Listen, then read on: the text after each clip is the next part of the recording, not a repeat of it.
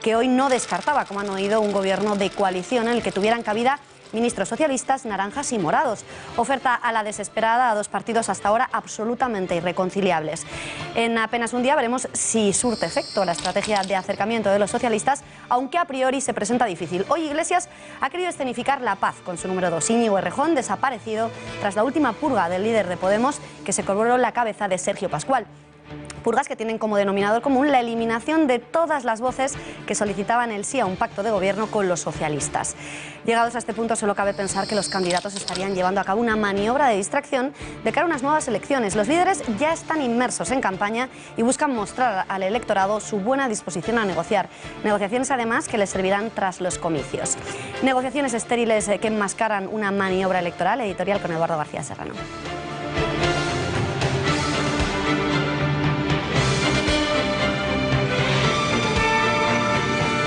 Buenas noches, Beatriz. Pues todo apunta a que, como dijo Rajoy en su discurso de la fracasada sesión de investidura, Sánchez, Rivera, Iglesias y toda la pléyade de mareas separatistas regionales están bailando un rigodón, la vieja danza provenzal a 4, para tener entretenida a la ciudadanía y a los periodistas mientras agotan los plazos reglamentarios hasta la convocatoria de nuevas elecciones, que es la certeza que todos acarician y la posibilidad que todos barajan, aunque ninguno de ellos la invoca públicamente porque creen que con el rigodón de las negociaciones les otorga apariencia de grandes estadistas y de gobernantes responsables que solo buscan el bien del pueblo, cuando en realidad lo único que buscan es poder. Pedro Sánchez se ató las manos con su pacto con Ciudadanos. Mañana buscará el apoyo de Pablo Iglesias, cuyas incompatibilidades con Rivera son evidentes, públicas y notorias. Sánchez no puede firmar el pacto del beso que le ofreció Pablo Iglesias sin romper el compromiso de caspe que firmó con Rivera. ¿Qué hacer? Elecciones, porque como dice la voz popular, ni contigo ni sin ti tienen mis males remedio.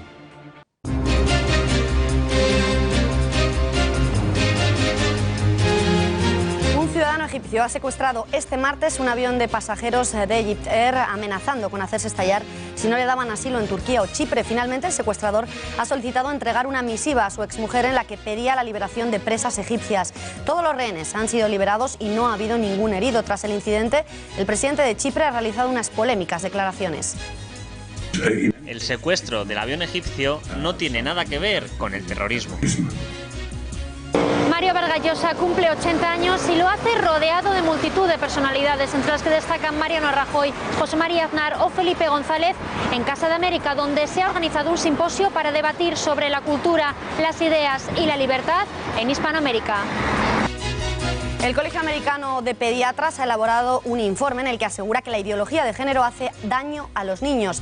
Llaman a los educadores y legisladores a rechazar todas las políticas que condicionen a los niños para aceptar como normal una vida de suplantación química o quirúrgica de su sexo por el sexo opuesto, y defienden que condicionar a los niños a creer que es normal constituye un abuso infantil. En este informativo hablaremos con una psicóloga infantil para saber cómo puede afectar a un niño la ideología de género. César Alierta deja la presidencia de Telefónica tras 16 años y le sustituirá al frente José María Álvarez Payete, su delfín hasta ahora. Tras el anuncio, la bolsa reaccionaba al alza al conocer el nombre del sustituto. En este informativo les contaremos quién es. Y en los deportes, Juanma Pérez Noya, muy buenas noches. Quedan apenas 4 días para el Clásico. Se ve con ganas, Beatriz. Se me ve ya nerviosa. Sí, es normal además que por eso Real Madrid y Barcelona estén volcados en la preparación de ese partidazo de maneras diferentes. En Valdebebas esta mañana hemos visto a Raúl González Blanco, el 7 de España, visitar a sus excompañeros para darles ánimos de cara a ese partido decisivo, mientras en el Barça sigue los homenajes a Johan Cruyff. En Tiempo de Deportes ampliaremos toda esta información.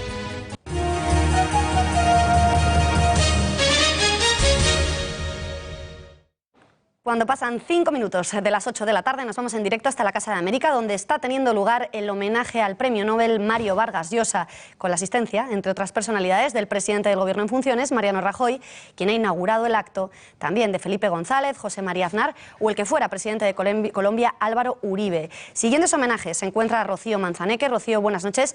En su discurso de apertura, Mariano Rajoy ha mandado un mensaje entre líneas a Podemos, ¿no es así? Buenas noches, Beatriz. Pues efectivamente, hasta Casa de América se han acercado multitud de personalidades, entre las que destacan Mariano Rajoy y José María Aznar. Mariano Rajoy ha destacado la figura fundamental de Mario Vargas Llosa en el proceso de cambio que ha vivido Hispanoamérica, un cambio que ha destacado que no estará completo sin alcanzar la verdadera libertad de Venezuela. Porque queremos para ellos lo mismo que nosotros disfrutamos cada día, lo que Cervantes definió como uno de los más preciosos dones que a los hombres dieron los cielos, es decir, la libertad.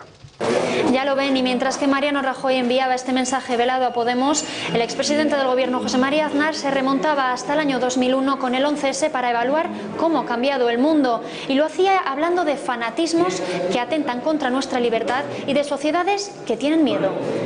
Todo lo que vino después, incluido el extravío del proyecto europeo alrededor de 2003 y la crisis económica, fue inicialmente incomprensible para muchos.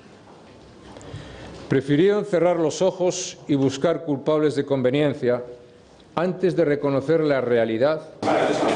Y tras escuchar a Mariano Rajoy y a José María Aznar y a todas las personalidades hispanoamericanas que se han acercado hasta aquí, a esta Casa de América, para celebrar de esta forma el 80 cumpleaños de Mario Vargas Llosa, quedan apenas unos minutos. A las 8:30 escucharemos a Felipe González hablar sobre Hispanoamérica y posiblemente sobre Venezuela.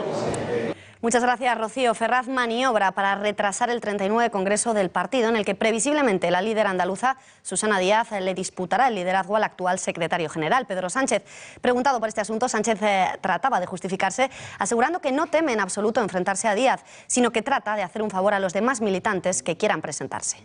Por tanto, yo, posponiendo esa celebración del Congreso, lo que estoy haciendo hasta incluso es un favor a aquellos militantes que quieran presentarse a ese Congreso, porque no estoy incorporando a la agenda política española el debate interno legítimo que pueda haber.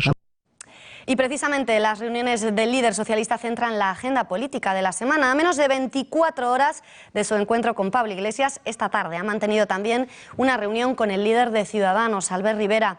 Esta misma mañana, el secretario de Comunicación de ese partido, de la Formación Naranja, Fernando Páramo, ya advertía a los socialistas de que si en una supuesta negociación con Podemos se sobrepasan las líneas rojas pactadas con su partido, ellos se irán a la oposición. Y después, en lo que decía sobre romper el pacto, es muy fácil. Nosotros hemos firmado un contrato político con el Partido Socialista con 200 reformas. Hay líneas rojas. Si esas líneas rojas se pasan, pues usted entenderá que nosotros nos levantaremos de la mesa, nos iremos a la oposición con nuestros 40 diputados y el señor Sánchez pues tendría que llegar en este caso a un acuerdo con Pablo Iglesias. Sánchez debe explicar a Albert Rivera por qué ya no van juntitos de la mano. Así se refería a esa cita el portavoz del PP en el Congreso, Rafael Hernando, quien con estas palabras afeaba a los socialistas su juego a dos bandas. Mañana se va a reunir con el señor Iglesias. Entonces, bueno, pues supongo que irá a explicarle por qué mañana se reúne con el señor Iglesias y por qué no lo lleva a la reunión. Esto es lo que ciertamente tienen que explicar, por qué ya no van los dos juntitos de la mano a las reuniones con los demás. Antes de su encuentro con el presidente de Ciudadanos, el secretario general de los socialistas, Pedro Sánchez, mandaba un mensaje a Podemos 24 horas antes de su reunión con Iglesias. En una entrevista radiofónica, el líder del PSOE aseguraba que no descarta un gobierno en el que tengan cabida ministros de Podemos y Ciudadanos. No me cierro a que haya representantes de Podemos dentro del gobierno, como tampoco me cierro a que haya representantes de Ciudadanos dentro del gobierno. Es que creo que la única formulación posible es un gobierno transversal, un gobierno horizontal, un gobierno donde estén representadas todas las fuerzas políticas del cambio. Rajoy ha respondido a Sánchez a través de otra emisora radiofónica. Si el PSOE quiere un gobierno con Podemos, el PP no pinta nada. Aún así, el presidente del gobierno, en funciones, ha anunciado que llamará al secretario general de los socialistas cuando fracasen sus negociaciones con Iglesias. Yo voy a esperar a que se celebre esa reunión, pero mantengo la posición que vengo defendiendo, que creo que es la más sensata, desde el día 21 de diciembre. Y si el señor Sánchez no llega a ningún entendimiento, pues yo lógicamente se lo plantearé al señor Sánchez. No tiene mucho sentido que yo me dirija al señor Sánchez cuando tiene una reunión con Podemos y el señor Sánchez lo que pretende es formar un gobierno con Podemos. Me parece que ahí el Partido Popular no pinta nada. Tras 13 días desaparecido este martes, Íñigo Errejón ha roto su silencio. Lo ha hecho criticando el cese de Sergio Pascual y reclamando un debate organizativo. Aún así, el número 2 de Podemos hace un llamamiento a la unidad y seguirá trabajando, dice, con Iglesias en lo fundamental. Palabras que se han producido tras la escenificación de Paz con el secretario general de Podemos. Errejón, además, ha querido justificar su distanciamiento, asegurando que es evidente que no puede coincidir en todo con el secretario general de su partido. Reconoce que no han sido semanas fáciles para la formación morada y tira del no hay mal que por bien no venga al afirmar que la crisis les ha hecho madurar. Respecto al cese de Sergio Pascual y las circunstancias que lo envolvieron, al cese como secretario de organización, que no de la dirección política de Podemos, que es el Consejo Ciudadano, como se ha dicho mucho durante estos días, es obvio que yo no la comparto. No comparto todas las decisiones de mi secretario general.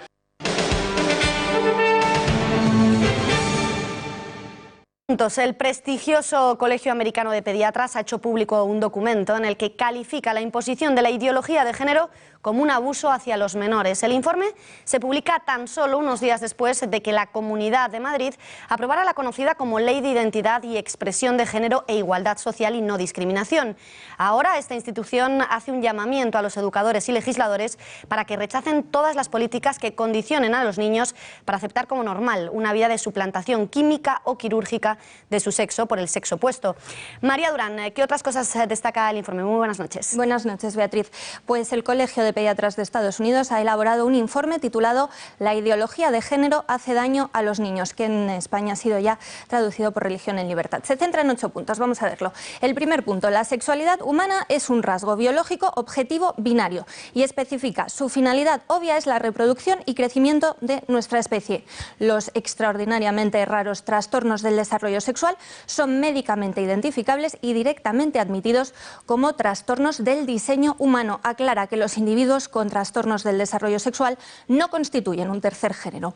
Segundo punto, dice, nadie nace con un género, todos nacemos con un sexo biológico. El género, la conciencia y sentimiento de uno mismo, como hombre o como mujer, es un concepto sociológico y psicológico, no un concepto biológico objetivo. Quienes se identifican como sintiéndose del sexo opuesto siguen siendo hombres biológicos o mujeres biológicas. Tercer punto, la creencia de una persona de que él o ella es algo que no se constituye es un signo de pensamiento confuso y añade que cuando un niño biológicamente sano cree que es una niña o al revés, existe un problema psicológico objetivo en la mente, no en el cuerpo, y debe ser tratado como tal. Este trastorno se llama disforia.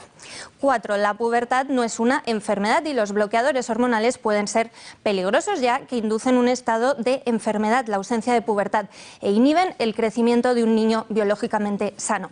Punto 5. La disforia de género puede ser una fase y es que según el organismo hasta el 98% de los niños con género confuso y hasta un 88% de las niñas aceptan su sexo biológico tras pasar la pubertad de forma natural. Punto 6. Los niños que utilizan bloqueadores hormonales para reasignación de sexo necesitarán hormonas cruzadas. Estas hormonas son la testosterona y los estrógenos que se asocian con riesgos para la salud como por ejemplo la hipertensión, los coágulos de la sangre, el derrame cerebral o el cáncer.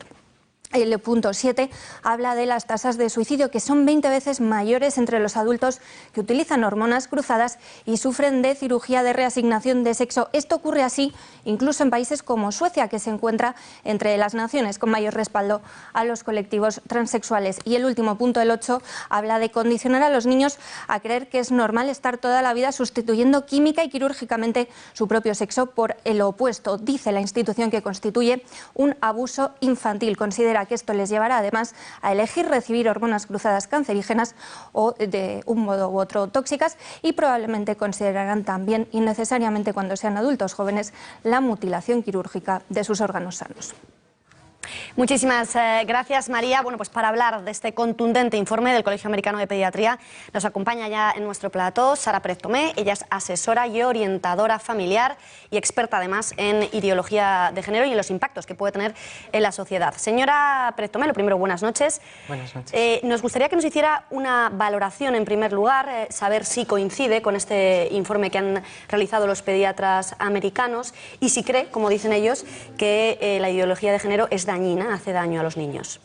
Hombre, yo coincido plenamente desde el punto de vista de lo que dicen los pediatras, pero yo como asesora familiar quiero decirte que queda incompleto, hace daño a los padres también. ¿Por qué? Pues porque es meter un virus que no se sabe hasta dónde va a intoxicar o no una familia, en una situación en la que los padres ni están preparados, ni tienen argumentos, ni saben cómo hablar a los niños de esto. Es un abuso ideológico el que se está produciendo a través de un medio público o de varios medios públicos. Es como tenemos a la gente a nuestra disposición con leyes que lo aprueban, con química que lo favorece y con personas que no tienen escrúpulos en confrontar lo científico con lo físico, con lo moral y con lo legal. Eso respecto a la sociedad, pero respecto a los niños en sí, ¿qué puede ser dañino? ¿Hace daño, como dice este informe? Claro, es que el problema está en que cuando más se lo quieren plantear a los niños es cuando están en pleno proceso de adolescencia. Y una adolescencia, todos sabemos que es una transformación que está sufriendo esa persona. Hay momentos de ambigüedad, incluso dentro de... Es normal, ¿no? En lo que es totalmente normal, y también es normal en el embarazo de la mujer. Por eso las ecografías de alta definición no se hacen hasta la 12ª semana, donde se ve si el niño tiene o no tiene genitales, porque hay un momento de ambigüedad donde no se sabe todavía. Curiosamente, luego ya nace y el ginecólogo determina si es varón o hembra según los genitales que salen. Señora Pérez Tomé, perdónennos la obviedad, pero creemos que es importante también dejar esto claro, definir exactamente qué es la ideología de género para que todos los espectadores pues lo tengan claro. ¿Qué es la ideología de género? La ideología de género es una forma de transformar la sociedad desde la infertilidad social. O sea, es una forma de poder sobre las personas. O sea, estamos utilizando nuestra naturaleza de tal manera que hacemos a las personas infecundas en sí mismas a base de que sean infértiles, porque todas las personas que pasan por un proceso de transformación de género son personas infecundas en sí mismas, y con eso lo que conseguimos es que haya infertilidad de sentimientos, infertilidad demográfica, y parece mentira que en un mundo en el que estamos ahora mismo, donde las políticas demográficas, por lo menos en Europa, se sabe que estamos viviendo un desierto demográfico, estemos empeñados en desertizar más Europa. ¿Y qué se pretende? ¿Por qué se quiere infertilizar a la sociedad? Pues porque cuanto más débil y frágiles sean las personas, que su identidad les hace fuertes o no ser fuertes, puedes manipular mejor a la gente. Es un problema de guerra de poderes. O sea, cuanto las personas se sienten más frágiles interiormente y sus estructuras interiores están manipuladas, están trasvestidas, están forzadas o están reconstruidas sobre algo que no había o no era,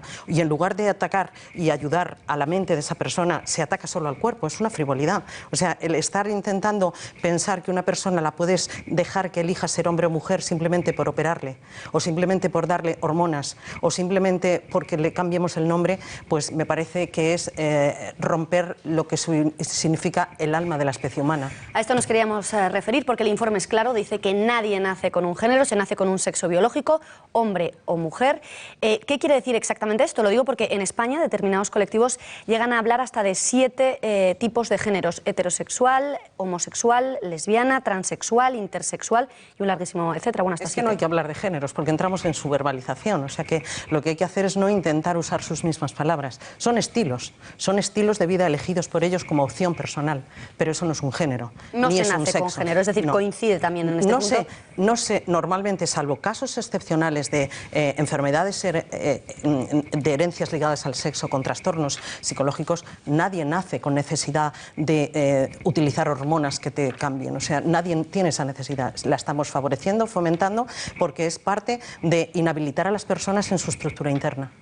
Como sabemos, como es evidente, la ideología de género está cada vez más implantada pues, en muchísimas esferas de la sociedad. Cada vez se acepta como algo absolutamente normal por parte de la sociedad, desde la clase política hasta los medios de comunicación, pasando por películas, series, colegios, universidades, relaciones laborales. Si le parece, vamos a ir por partes. ¿Cómo actúa en los más pequeños la ideología de género a través de la educación? Pues actúa como una tabla rasa, o sea, es como si a un niño le empezaras a transformar su mente de tal manera que le haces que en lugar de ir tomando conciencia de su identidad sexual, le vacías de identidad sexual y le dices, y ahora elige, cuando está en pleno proceso. Y además yo te voy a dar todas las herramientas químicas, legales, necesarias para que puedas elegir libremente. Y lo único que le estás haciendo es elegir en confusión, le estás dando la oportunidad de que pueda confundirse. Ya bastante es que haya algunos niños que hayan sentido esa ambigüedad, que se hayan sentido incluso excluidos en clase o por profesores o por compañeros. Ya es bastante que esos niños se sientan mal y no sepan cómo decírselo a su padre o a su madre e incluso les dé vergüenza, como para que utilicemos esa debilidad de unos cuantos para masificarla en los demás. Eso es lo que se está intentando. Esa era la primera parte. Segundo punto, también normalizado en otra de las esferas de la sociedad, en los medios de comunicación, tanto a través de programas de televisión como series, como películas, está absolutamente a la orden del día. Bueno, es que detrás de todo esto hay un lobby de mucho poder que está pagando muchísimo dinero para implantar esta ideología. Ten en cuenta que detrás de esto hay muchísimos negocios y eso, de químicas, desde luego, de laboratorios. Influye en los niños. Un niño que vea una serie en la que se le confunda también, implantándolo como algo absolutamente... Ojalá solo fueran los medios de comunicación, es que se va a implantar en los libros de texto, en los contenidos didácticos de muchas asignaturas de ciencias o de biología. O sea que el problema ya no está tanto en lo que son capaces de hacer políticos vendiendo sus votos a la ideología, que eso es lo que se está haciendo, por ejemplo, el PP es lo que ha hecho en la Comunidad de Madrid. A eso le quería preguntar, porque incluso la clase política ya aprueba leyes en las que ha comprado la integridad del contenido de la ideología de género. Incluso el PP lo aprueba ya. Se ha cambiado cromos con una parte de la sociedad que cree que con eso va a rescatar sus votos, los otros votos que ha perdido. Pero es que este no es el tema de hoy, pero es una pena, ¿eh? Que no, pues sí es el tema de hoy. Le quería preguntar qué le parece la mal llamada Ley de Identidad y Expresión de Género, Igualdad Social y No Discriminación, que acaba de aprobar precisamente la Comunidad de Madrid. Es decir, la ley de transexualidad, en la que, entre otras cosas, permite que los niños, desde que tengan 12 años, puedan incluso iniciar tratamientos hormonales, de cambio de sexo, incluso sin el consentimiento de los padres, tan solo con que un juez dé su aprobación.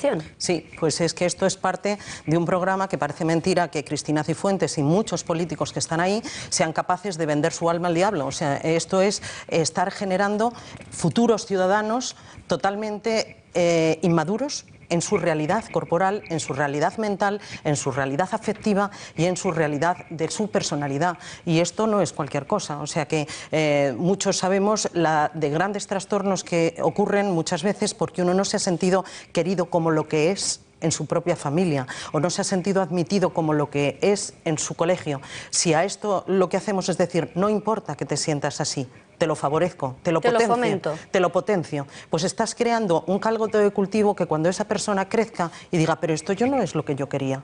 ¿Qué tenemos que hacer? Cuando además han sido personas que se les ha hormonado y se les ha dado de tal forma que se les ha cerrado la pubertad en su desarrollo normal o incluso afectivamente. Afectivamente es una confusión mental muy grande. Más hechos concretos, señora Pérez Tomé, según su experiencia, ¿con qué problemas y con qué dudas concretas se presentan los niños a sus padres? O dicho de otra manera, ¿qué problemas o dudas tienen que afrontar los padres que se han visto afectados por la ideología de género? ¿Nos puede dar algún ejemplo, algún hecho concreto para intentar ayudar a esos padres que se estén viendo en esa situación, que se encuentren con estos problemas de niños que llegan con dudas, que no lo tienen claro? Que los padres tienen que tener muy claro que hoy más que nunca la comunicación es fundamental, que no se tienen que asustar de nada de lo que les digan sus hijos, que no es algo maléfico a lo que no se sabe cómo combatir. O sea, lo primero es comunicarte efectivamente con tus hijos, no asustarte de nada y sobre todo tener argumentos suficientes para querer a tu hijo por lo que es, no por lo que le dicen en la calle o por lo que le fomentan en la calle. Si tu hijo se siente querido como lo que es, lo que le digan en la calle le va a importar muy poco.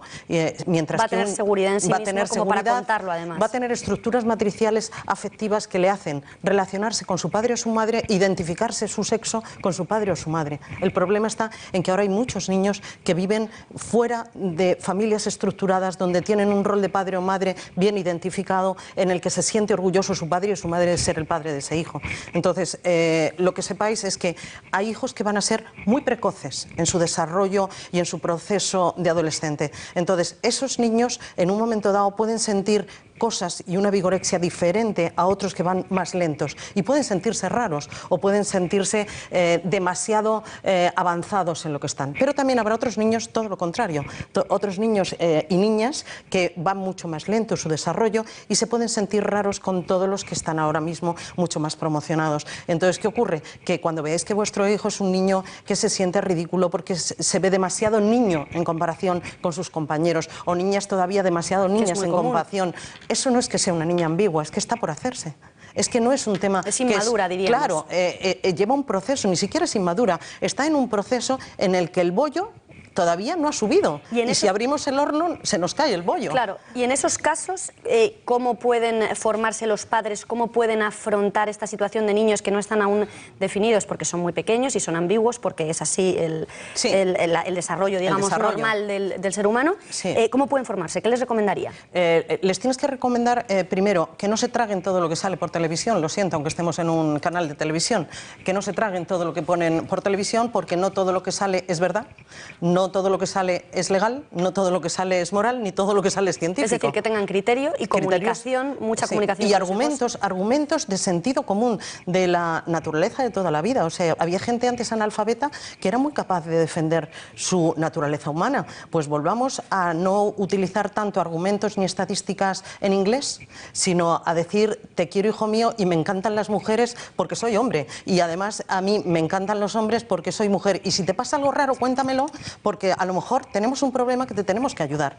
Pero ayudar no a romper un proceso generando otro, sino ayudarte en el proceso, que es diferente, en la evolución. Pues señora Pérez Tomé, ha quedado clarísimo. Muchísimas gracias por habernos acompañado en este informativo y muy buenas noches. Buenas noches.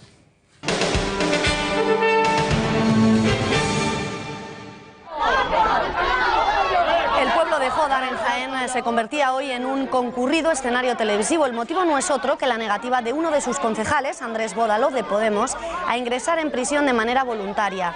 Bódalo ha sido condenado a 3 años y medio de prisión por agredir en 2012 al exteniente de alcalde socialista Juan Ibarra en una manifestación en la que el concejal podemita participaba como miembro del Sindicato Andaluz de Trabajadores, más conocido como el SAT.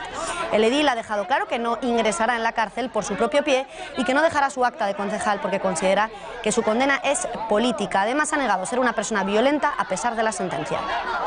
Yo creo que las personas inocentes y que no hemos hecho nada tenemos que estar firmes y serios, ¿no? Porque creo que se ha cometido una injusticia, como ya he denunciado en varias ocasiones. Varios líderes políticos de Podemos se han apresurado también a pedir su indulto. Pablo Iglesias, por ejemplo, lo hacía con este tuit que van a ver en pantalla, en el que, olvidando que Bódalo ha sido condenado por agresión, manifestaba que no se puede vulnerar el derecho a la protesta. Más lejos iba aún la secretaria general de Podemos en Andalucía, Teresa Rodríguez, quien, por cierto, ha participado esta mañana en una manifestación en Jaén junto a un centenar de personas exigiendo la no encarcelación de Bódalo. En unos mensajes en las redes sociales, Rodríguez llegaba incluso a compararle con el poeta Miguel Hernández, que en la posguerra estuvo encarcelado. Pero ¿tiene fundamento esta comparación? Eduardo, ¿quién fue Miguel Hernández? Porque los motivos que lo llevaron a la cárcel no tuvieron absolutamente nada que ver con lo que le ha ocurrido a Bódalo, ¿no es así? Pues Miguel Hernández fue un poeta sencillamente sublime, comunista, pero un poeta sublime. Comparar a Andrés Bódalo con Miguel Hernández es como comparar a Dios con Evo Morales, a Salvador Puig con el padre Vicente Ferrer, al abuelo de Pablo Iglesias con el abuelito de Heidi o a Margarita Nelken con la madre Teresa de Calcuta. Un disparate. Pero esos disparates son los paradigmas de Podemos, cuyo militante Andrés Bódalo ha sido condenado a 3 años de prisión por majar a palos a un concejal socialista. Bódalo es un matón semianalfabeto que creía que asaltando fincas y supermercados con Sánchez Gordillo y su horda de unos hacía la revolución, mientras en sus delirios de fino laína confundía a las cajeras de día con las zarinas de la familia Romanov. Bueno, pues a ese uno de Podemos, sus tovarich, lo han elevado a los altares del martirio revolucionario, comparándolo nada menos que con Miguel Hernández, poeta comunista cuyos versos alcanzan, por su conmovedora belleza, la cumbre de la lírica hispánica. A Bódalo, Miguel Hernández no le hubiera dedicado ni un verso, porque la brutal zafiedad de Andrés Bódalo carece de rima, ni siquiera Miguel Hernández podría con ella.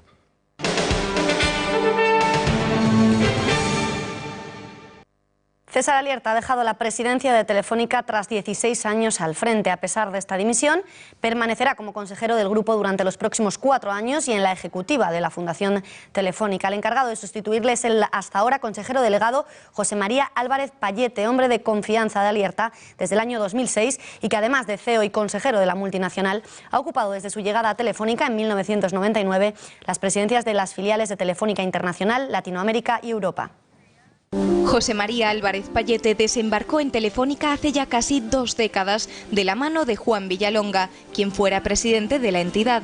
Lo hizo como responsable de finanzas del área internacional. 3 años después fue nombrado presidente ejecutivo de la filial internacional y en 2006 miembro del Consejo de Administración de la empresa. En los últimos años ha sido la mano derecha de su antecesor, César Alierta, por lo que su relevo parecía el más lógico. Antes de su llegada a Telefónica pasó, entre otras empresas, por Arthur Young Editores y por Cemex.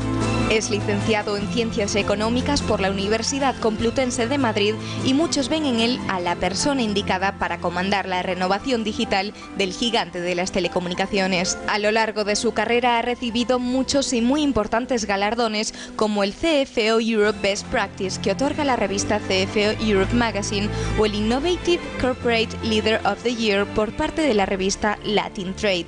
En el terreno personal, Álvarez Pallete está casado y tiene 3 hijos. Es un runner empedernido y un habitual usuario de las redes sociales, donde además comparte experiencias y consejos como corredor.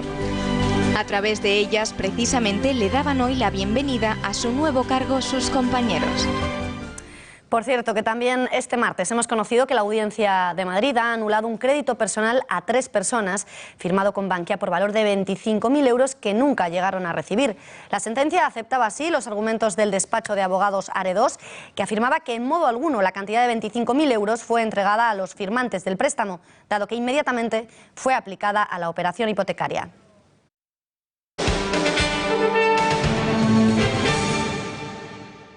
Un ciudadano egipcio ha secuestrado este martes un avión de Egypt Air que cubría la ruta entre Alejandría y El Cairo. El secuestrador ha obligado al piloto a aterrizar en el aeropuerto de La Marca, en Chipre, bajo la amenaza de hacer estallar un supuesto cinturón explosivo. Tras 5 horas de tensión, el secuestrador, identificado como Seif al-Din Mustafa, ha liberado a todos los rehenes y se ha entregado a las autoridades. Por suerte, nadie ha resultado herido. La policía chipriota ha confirmado que el cinturón de explosivos era falso y ha apuntado a que las motivaciones que estaban detrás del secuestro eran personales. En una primera demanda, el secuestrador solicitaba asilo. Más tarde pedía entrevistarse con representantes de la Unión Europea y viajar a otro aeropuerto. El motivo real se confirmaba tras lanzar desde el avión una carta dirigida a su exesposa en la que solicitaba la liberación de varias mujeres presas en Egipto. La destinataria de la misiva ha acudido al aeropuerto por petición de la policía y aún no está clara su posible participación en la resolución del secuestro. Tras el incidente, el presidente de Chipre ha hecho unas desafortunadas y machistas declaraciones al afirmar que todo tiene que ver siempre con una mujer. El secuestro del avión egipcio no tiene nada que ver con el terrorismo. La Generalitat de Cataluña prepara un protocolo para que los docentes vigilen el auge del yihadismo en las aulas y estén atentos a posibles cambios de actitud en sus alumnos.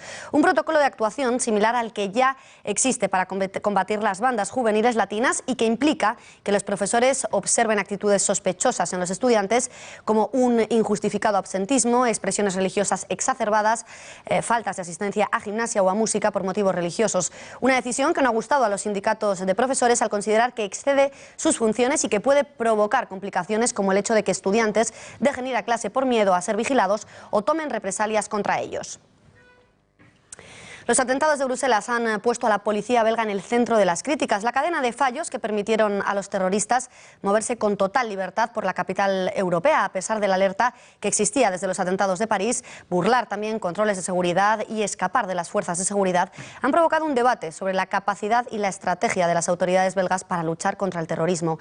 El ministro del Interior belga, Jean Jambon, sostiene que se tomó la decisión de evacuar la red de metro después de la explosión del aeropuerto. El centro de crisis decidió justo antes de las 9 que el metro debía ser cerrado. Después hubo toda una cadena de comunicaciones. De esto daremos explicaciones en la comisión.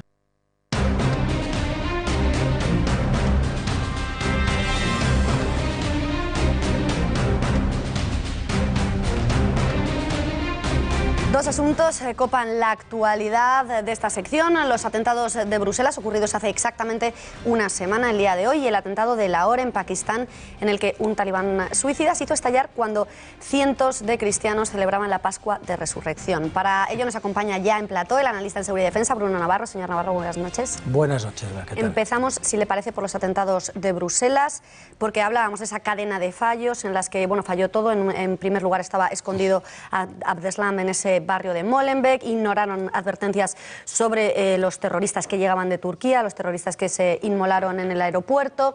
Además, deberían haber cerrado el metro y estuvo abierto en mitad del caos.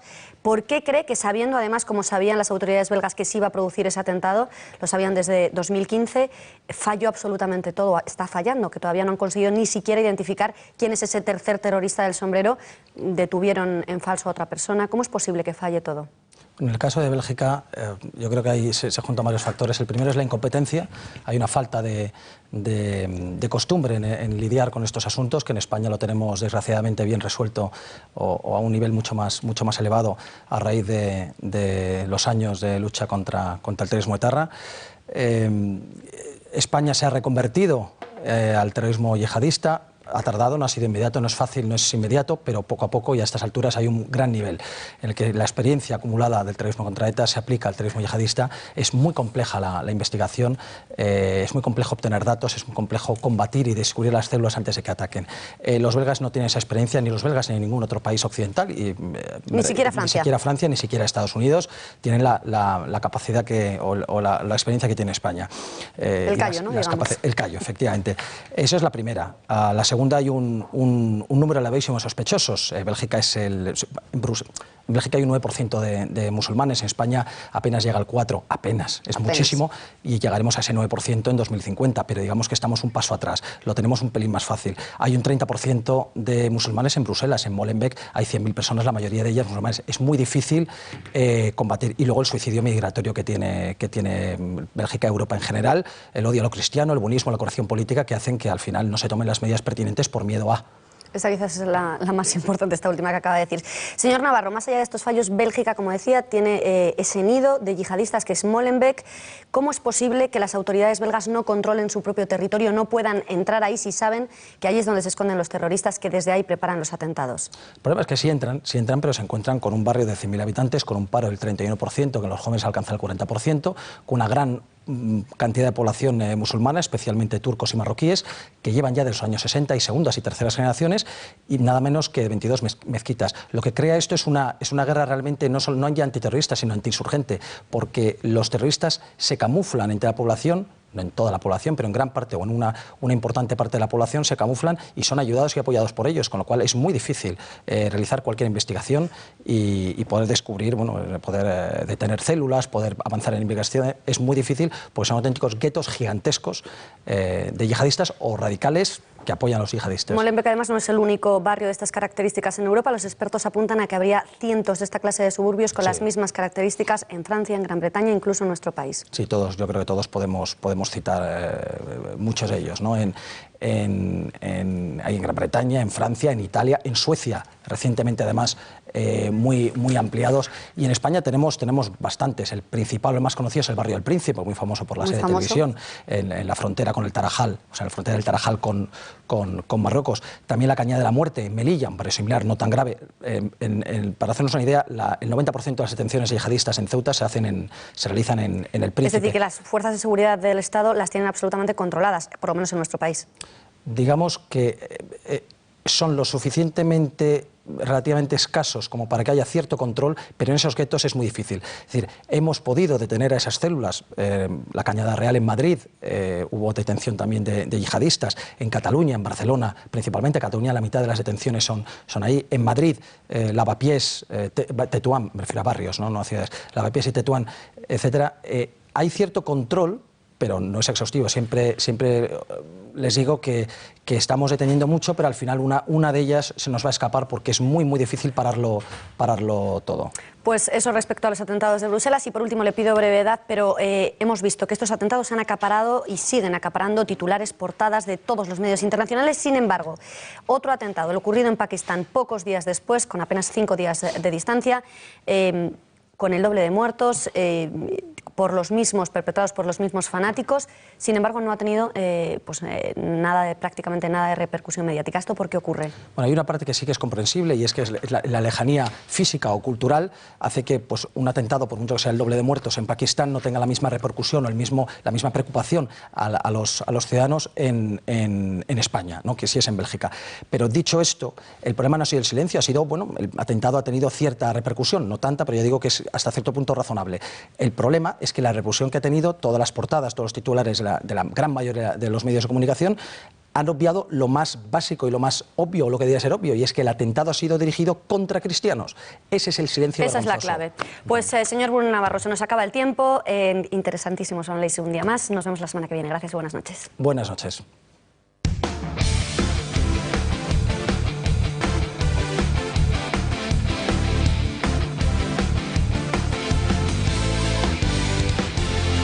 Tiempo para los deportes. Juanma Pérez Noya, emotivo homenaje a Johan Cruyff en Barcelona. Sí, como no podía ser de otra manera, hoy estaba previsto que compareciese Jordi Cruyff, así lo ha hecho y además ha visitado ese espacio dedicado en las instalaciones del Camp Nou al mito del Barça. Ahí estaba Neymar, que ya ha regresado de Brasil y que prepara con sus compañeros el Clásico. Allí, como decimos, ha hablado Jordi Cruyff, el que fuera jugador del Barcelona, hijo de Johan, que ha agradecido así las muestras de apoyo.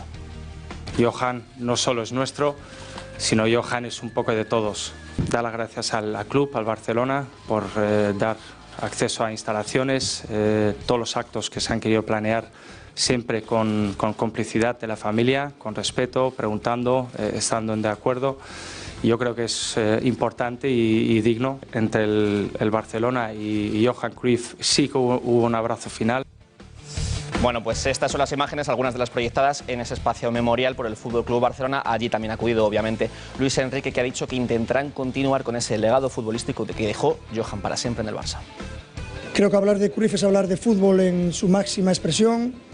Creo que deja un legado muy importante, un legado que este club continuará, que intentamos seguir copiando y mejorando ese estilo de juego relacionado no solo con resultados, sino con ese espectáculo, el fútbol de ataque.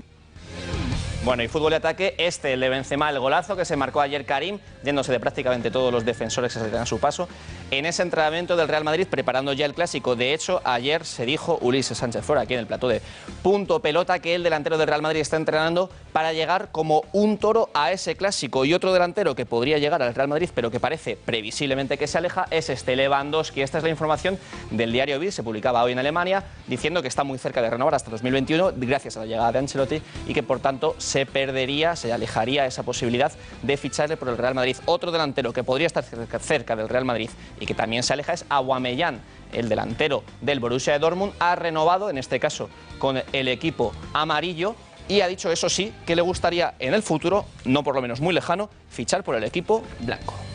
Juanma, se nos ha acabado el tiempo, pero bueno, me imagino que hablaréis de todas estas exclusivas y noticias e informes y la boda y todo en Punto Pelota en unos minutos.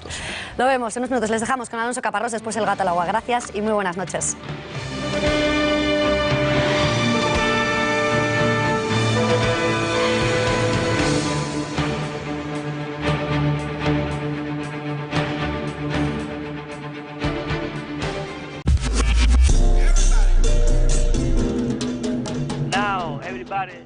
¿Sientes que tu familia está protegida?